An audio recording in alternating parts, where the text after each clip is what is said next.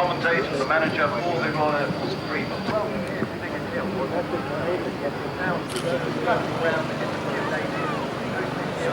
Then comes in the parachute training school. Okay, round around southwest of Scotland, and we have like this round, and to the team leader, who would then work out the wind and the drift.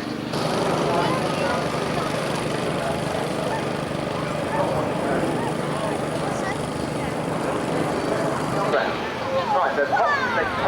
Now what are we looking for? We're looking for the team coach. And he's the one in the world to jump from a C-130 Hercules aircraft. They're the only team in the world that perform the 13-man stack with airborne force. This is precision parachuting at its best. So they come down into the split stack spiral. Now, hello, we've got one guy doing his own thing here. I wonder what he's doing. He should be remaining in the stack of the show. That's in a safe area.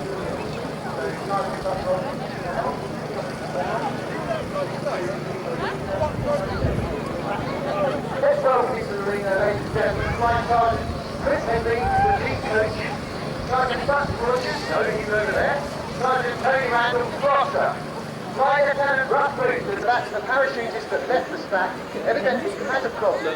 Supplies legal minimum, and operationally they can well.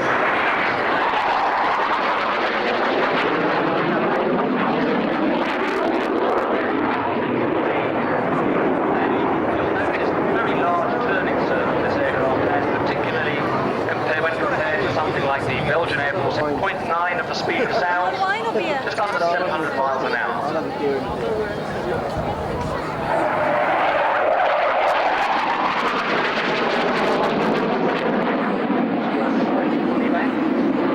And now notice how they're swept forward, there's the speed of the haze, so we can swept back for high speed and swept forward again, yes, now into the left in a dirty configuration, that's with the undercarriage down.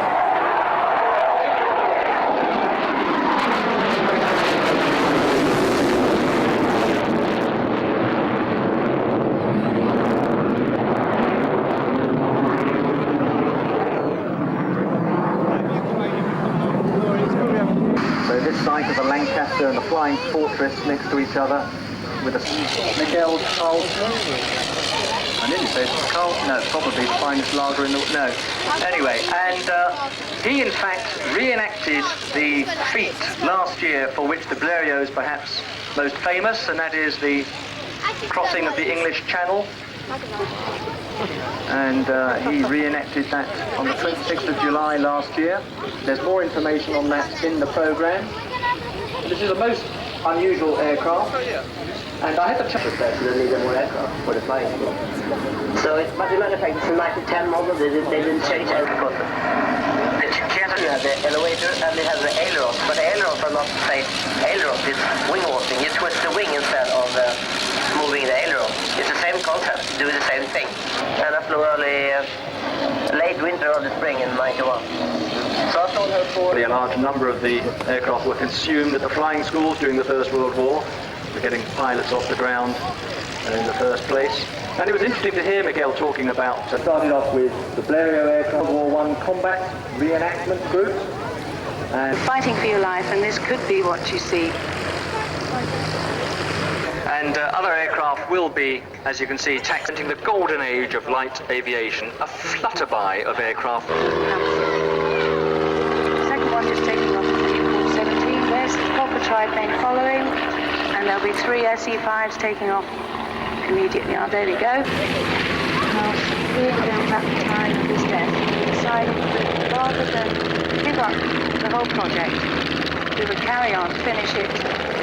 And that's when I became a partner with John Hoblin, who's the pilot. And a fine tribute indeed. I had the pleasure of knowing Robin around the airshow circuit, and he was a true gentleman. Very nice guy. And what they're doing is what the aircraft were doing at that time in the war. Any target of opportunity? And Newport's running in from the right as well. I bet they're both giving each other a nasty surprise. Less so than perhaps today, but in those days there were no artificial aids like radar. We were down to the old Mark 1 eyeball, or perhaps the Mark 2 eyeball, which is the pilots who were shot down literally did not know what hit them. They hadn't seen anything at all. Now it looks like both the Fokker and the DL1 are moving back in to engage each other. Let's see if anybody's going to open fire. German pilots certainly putting the Fokker through its paces. The early days of air combat started off with the air crew just shooting at each firing through the propeller. And the SE-5, like the Newport, also has a Lewis gun mounted above the wing. Now it's not shot in there, I think, but he's got his hands more than full. He's under attack by certainly two of the SE-5.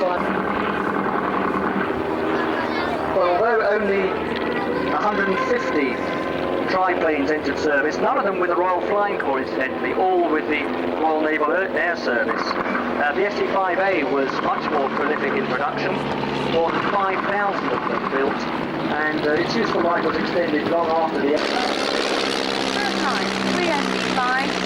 In the centre will be Desby. The sport propellers actually built that one. I joined our team last year. That's the first line. Give them all away, they really appreciate it. You've done really well. They won't be able to wave back because it's really windy up there today.